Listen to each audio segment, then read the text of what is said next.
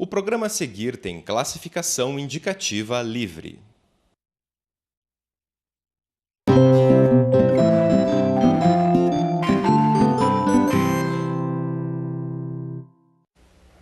Olá, este é o programa Sem Brincadeira, onde falamos sobre crianças e adolescentes, seus problemas, como enfrentam as exigências do mundo atual.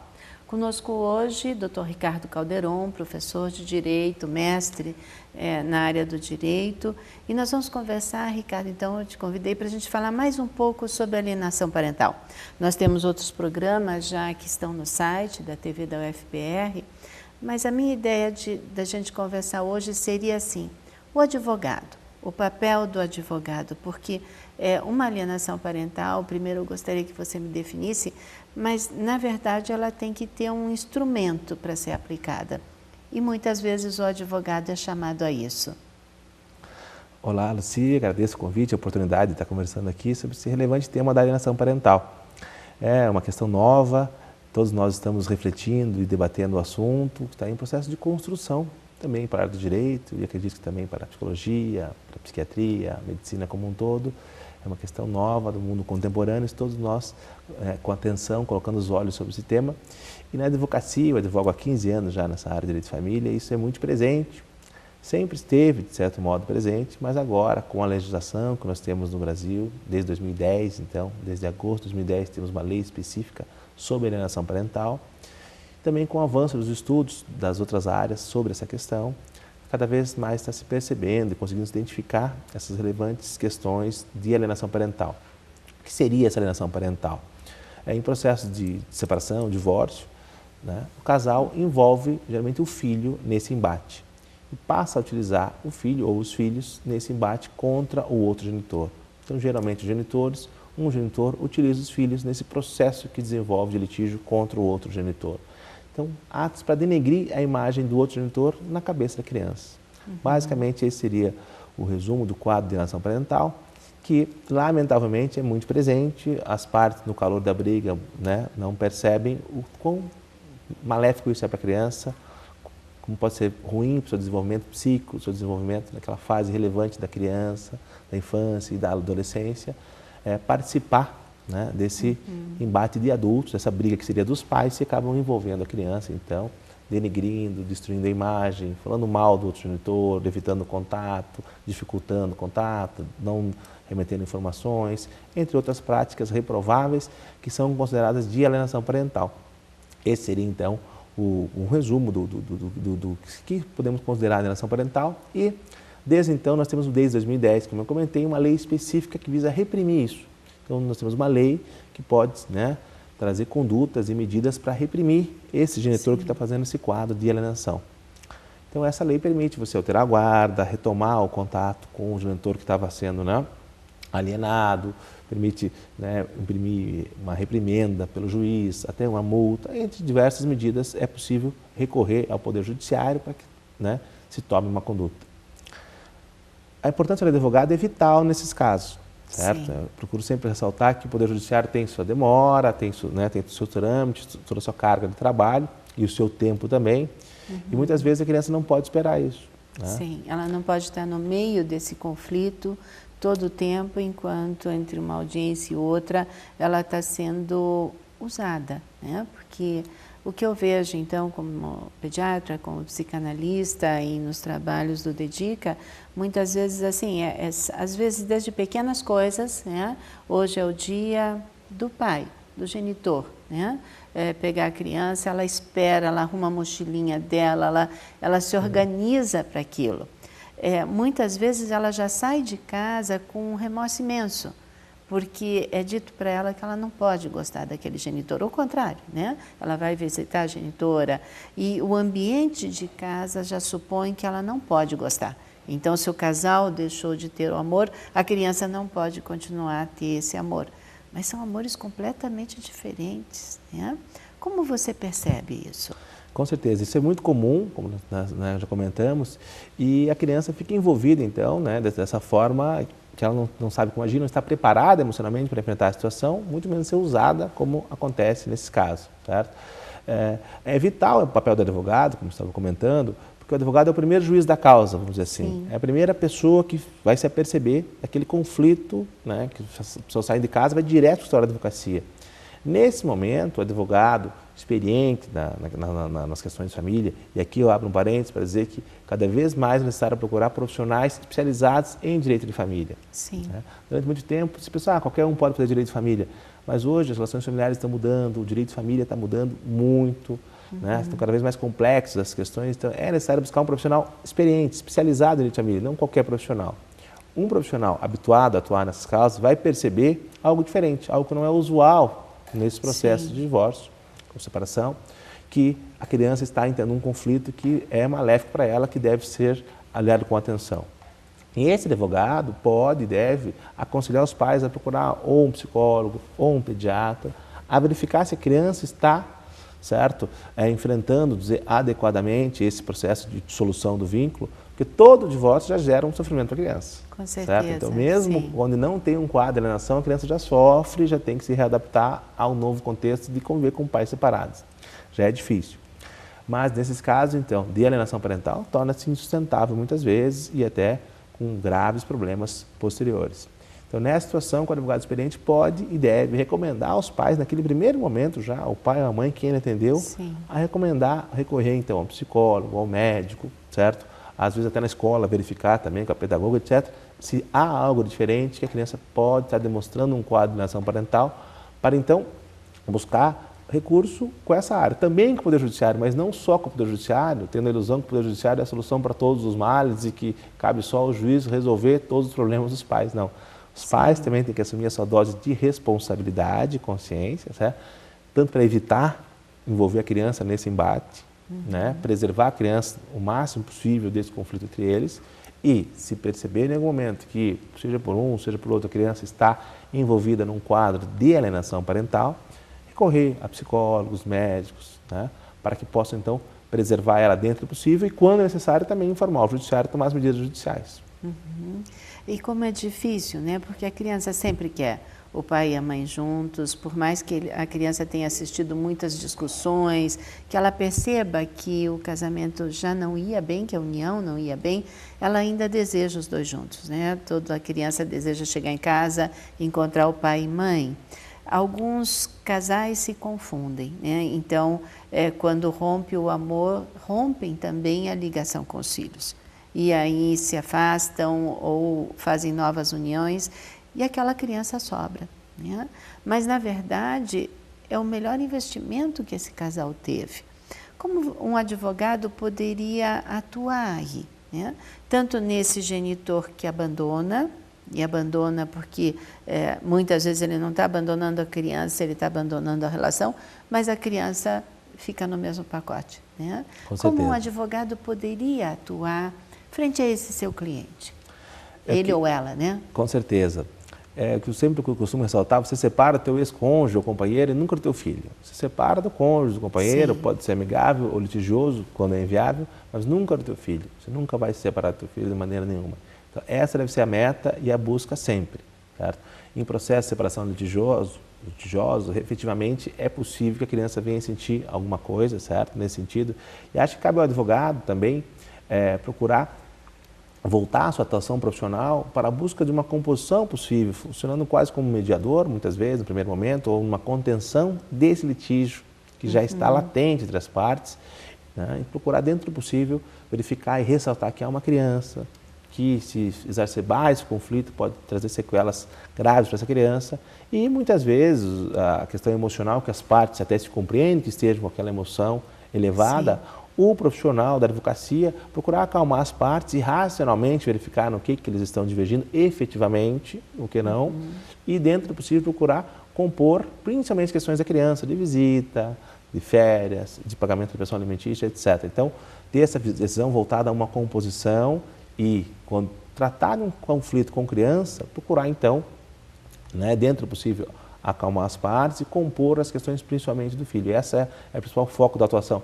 E não procurar criar um litígio, aumentar esse litígio. Muitas vezes as faculdades de direito só criam advogados para o litígio, são treinados só para o litígio, ninguém é treinado para a composição. Agora, recentemente, vem se falando de mediação, composição, formas alternativas de solução de conflitos, etc. Então, é um tema novo também para nós direitos. Fomos treinados para brigar, sabemos todas as fases de um processo litigioso e temos dificuldade muitas vezes em compor. Então, por isso que é importante estar sempre esse profissional estudando, atuando, né, atualizado para utilizar essas técnicas de composição que às vezes, Luci, se for pensar mesmo, as partes não têm nenhuma divergência tão grande assim. A pensão alimentícia é quase a mesma, as visitas muda aqui e ali, algumas horas só e tudo. No fundo é só uma mágoa, um ressentimento, certo? Mas racionalmente, quanto aos pontos desse divórcio, elas não têm divergência. Um profissional que consiga acalmar as partes, mostrar isso para ela, ter essa sensibilidade, sabendo que nos casos que envolvem criança, principalmente, você deve atuar mais com moderação e cautela para preservá-la o máximo possível. Sim, às vezes existe muita confusão, né, no que é partilha de bens, né, de bens materiais e nessa partilha do tempo do filho, né, na partilha do carinho, do afeto, que tem que continuar a existir. E eu vejo muitas crianças serem usadas para isso. Atrasou a pensão, a criança não vai com aquela genitor ou genitora, né? É como se o castigo do não cumprimento pudesse ser o seu filho. E isso traz, assim, consequências terríveis, porque a criança fica como um objeto de troca. Com certeza, com certeza. Exatamente. Nós sempre defendemos procurar separar as questões patrimoniais das questões existenciais, certo? Então, no direito de família isso é muito relevante. Então, as questões essenciais devem ser preservadas sempre. Então, o direito de contato do pai com o filho, o direito de visitas, o direito de férias, certo? O direito das informações de um medicamento, uma cirurgia, estado de saúde da criança, sempre tem que ser prestados. A mãe vai viajar, vai ficar um tempo fora, tem que informar o pai de qualquer forma, porque ele também, certo, tem direito a essa informação e é um direito da criança, principalmente, ter esse contato com ambos os genitores. É principalmente um direito da criança e do adolescente. Por isso tem que ser preservado pelos pais. Mais do que um direito dos pais, é um direito da criança. Certo? Então, nesse sentido que deve ser, né, vamos dizer assim, colocado de maneira primordial essa questão existencial com os filhos. E separado as questões patrimoniais, onde a maioria das vezes pode existir um embate, uma divergência quanto um bem, quanto o valor da pensão, etc. Mas não transferir isso para a relação, certo, dos genitores com o filho, que daí serão, né, sequelas grandes, serão problemas cada vez maiores, que vão se imiscuir as relações existenciais e patrimoniais, e aí que não se avança. E a criança, com certeza, ela percebe, ela sente isso, certo? Então, essa dimensão afetiva com ambos os genitores, que a lei da alienação parental visa preservar, é vital. E o direito está cada vez mais se apercebendo a importância da afetividade, de se preservar esse vínculo de afetividade, então, do filho com seus genitores, ou guardiões, ou, né, pais adotivos, etc. Então, cada vez mais o direito está, então, reconhecendo esse valor jurídico da afetividade, que é o ponto central que a lei visa preservar. Dizendo, olha, por mais que tenham diferenças, não se pode interferir na relação afetiva da criança com os seus genitores. Sim, por mais que tenha havido um fracasso do amor, né, o amor com o filho não pode mudar. Nós temos que fazer um pequeno intervalo, né, e acho que fica aqui na nossa primeira fala a importância dessa separação, não, Ricardo, que é o que é a briga que pode demorar muito tempo, que é dos bens, e o que às vezes me surpreende, assim, são casais, e eu vou deixar daí isso para o segundo bloco, vamos dizer, que se unem por amor, que têm um filho por amor e querem o melhor para esse filho, mas de repente, na hora de pensão, de partilha, aí já não é mais o melhor. Esse filho é só um apêndice daquele outro, né? E muitas vezes se negocia a pensão, não pensando no bem-estar do filho, mas sim no que o outro iria usufruir desse dinheiro da pensão. E eu tenho crianças que mudam muito o seu padrão, não só é a perda dos pais, mas é a perda de toda a sua estrutura, não é assim? Com certeza, isso é muito comum, um tema interessante para conversarmos. Tá, então a gente vai fazer um pequeno intervalo e a gente continua no nosso bloco. Então, e nosso tema então hoje é o papel do advogado nos conflitos familiares e no problema da alienação parental. A gente volta já já.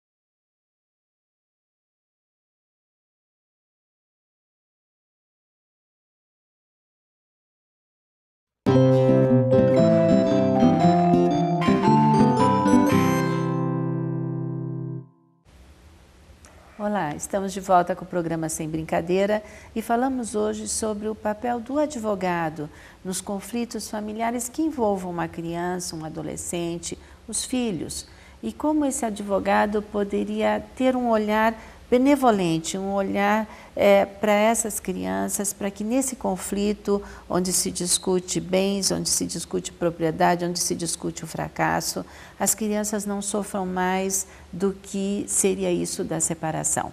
Então, o Dr. Ricardo Calderon, mestre em Direito, com livros publicados sobre o tema, e eu gostaria então, nesse segundo bloco, Ricardo, falar da falsa denúncia.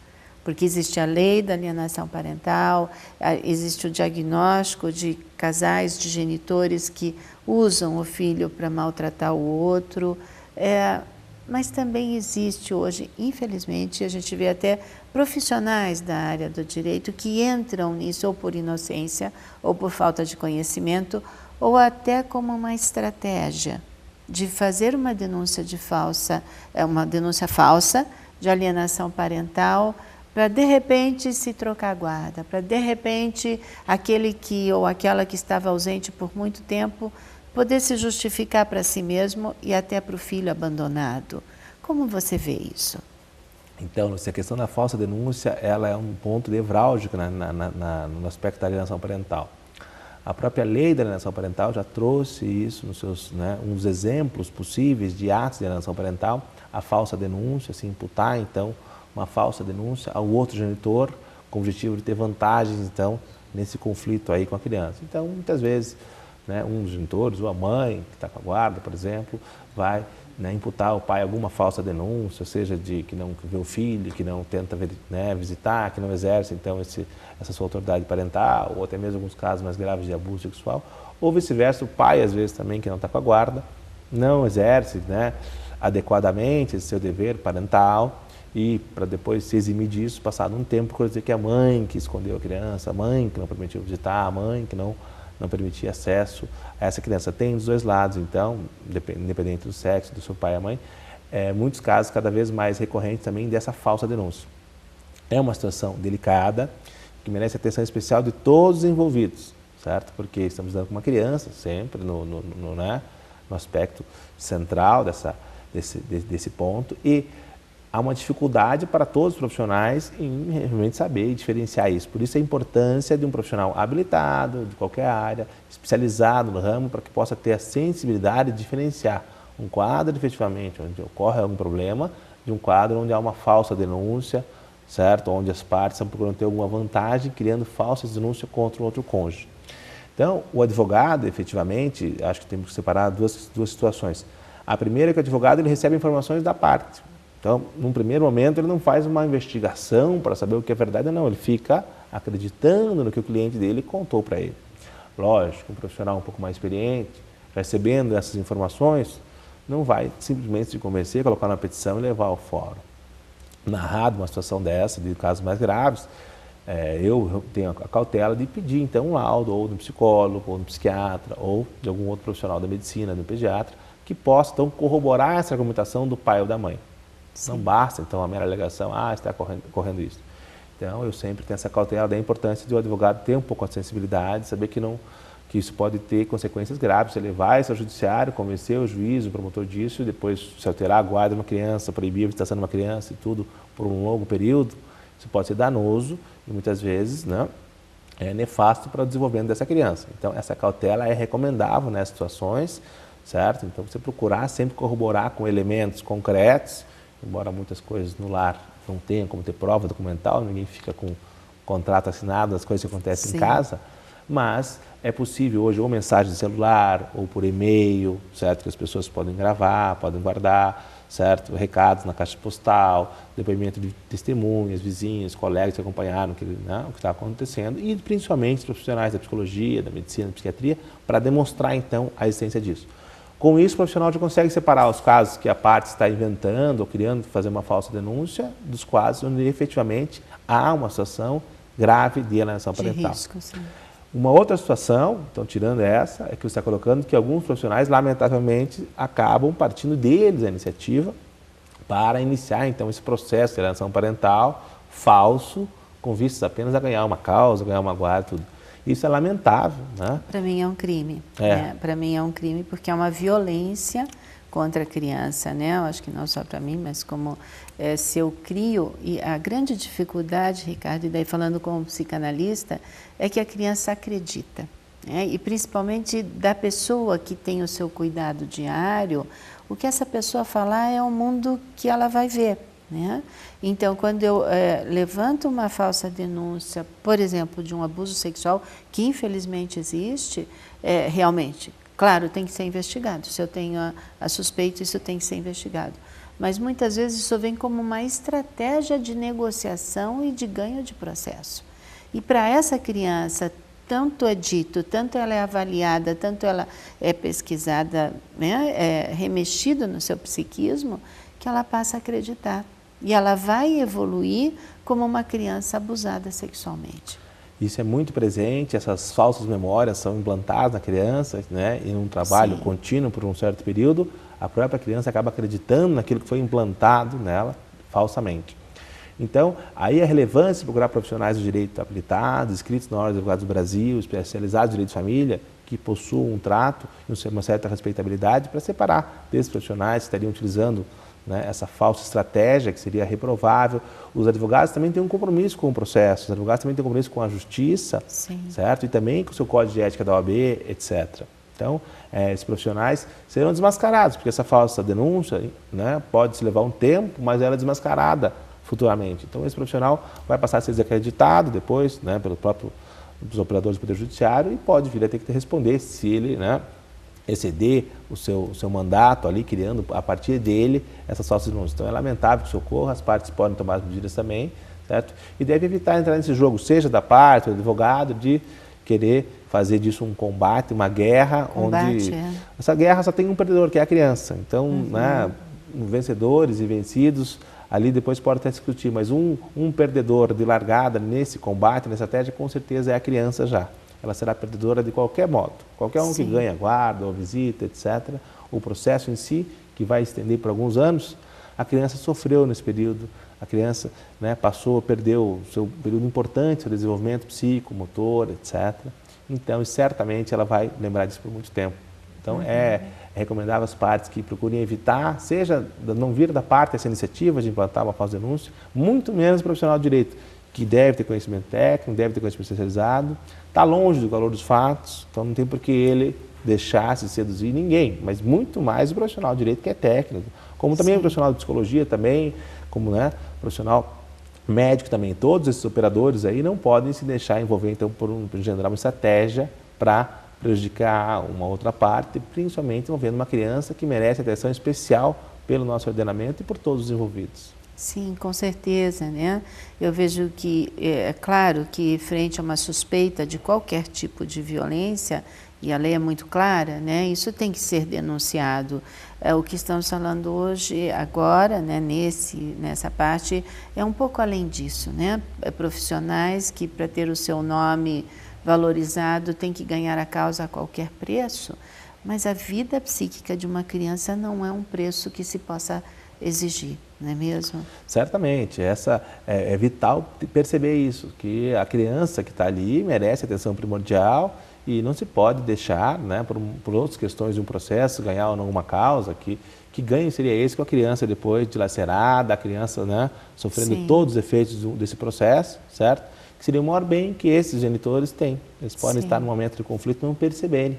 Mas daqui a alguns anos, certamente, eles vão perceber que o maior bem que eles têm é essa criança e que merece maior atenção, certo? E cuidado de todos os operadores envolvidos. Então, seja o advogado, o juiz, o promotor, a assistente social, a psicóloga, os médicos devem, então, prestar atenção sempre preservando a criança. Sim. E o que se percebe, né, a dor da separação vai acontecer para os três envolvidos, né, ou se tiver mais crianças. De qualquer jeito, um tempo de conflito vai existir, somos seres humanos. Mas que bom, né, se desde o primeiro passo um advogado pudesse ter o bom senso de dizer vocês estão cuidando dos seus filhos, vocês estão mantendo minimamente o relacionamento que tinham antes na frente dele, um relacionamento bom, né? Uma parte do que ficou, não é mesmo? Será que nós poderíamos pensar nisso e sugerir isso?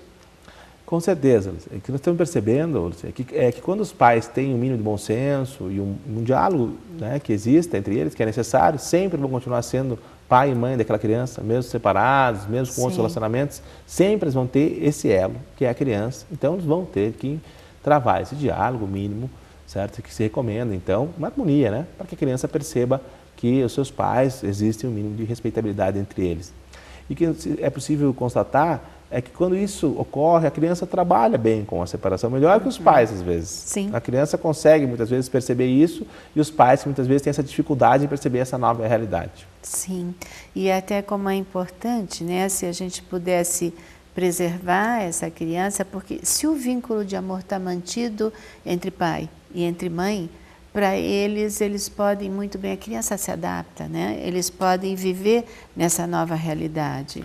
A criança adapta com facilidade, se os pais têm essa harmonia, conseguem transmitir segurança para a criança, que apesar da separação, continuarão sendo pai e mãe, continuarão tendo seu relacionamento, a criança consegue, né, de maneira geral, um certo, né, esforço, enfrentar essa nova situação e consegue compreender até o novo companheiro do pai, né, a nova companheira do pai, o novo companheiro da mãe. A criança vai num ambiente harmônico, conseguindo trabalhar com isso, conseguindo integrar esses novos atores que vão até, possivelmente, vão surgir na vida dessa criança. Mas desde que existe uma certa harmonia, um bom senso, uma respeitabilidade mínima de todos, a criança consegue, muitas vezes, se adaptar a essa nova situação. Mas num ambiente litigioso, de conflito, certamente ela terá dificuldades. Sim. Quem sabe a gente está terminando o nosso programa, eu te agradeço muito ter aceitado o convite, mas quem sabe a gente pudesse deixar para os advogados que cuidam do direito da família perceber crianças que apresentam sinais desse sofrimento, né? Dificuldades na escola, procura de grupos de risco, problemas alimentares e até mesmo as autoagressões que eles passam a fazer. Nós estamos terminando o programa, se você quiser deixar algum recado a mais. Eu agradeço a oportunidade e o recado que eu gostaria de deixar é que esse tema seja cada vez mais divulgado e debatido por todos. Então, a alienação parental deve então participar de campanhas, seja do Poder Judiciário, do Ministério Público, da Medicina, dos profissionais do direito, para que as partes percebam disso, tenham consciência de quão danosa para as crianças a alienação parental, tem que ser um objeto de divulgação cada vez maior. Então, fica aqui, conclamo a todos aí que possam então nos ajudar nesse processo de divulgar a alienação parental para evitarmos e também mostrar que é possível recorrer quando ela ocorre para preservar nossas crianças, que são o futuro e que todos nós queremos com certeza o melhor para elas. Obrigado. Certo, eu te agradeço. Agradeço a atenção de todos vocês. Nossos programas estão no site da TV da UFPR. Obrigado. Na próxima semana a gente volta com um novo tema. Até lá.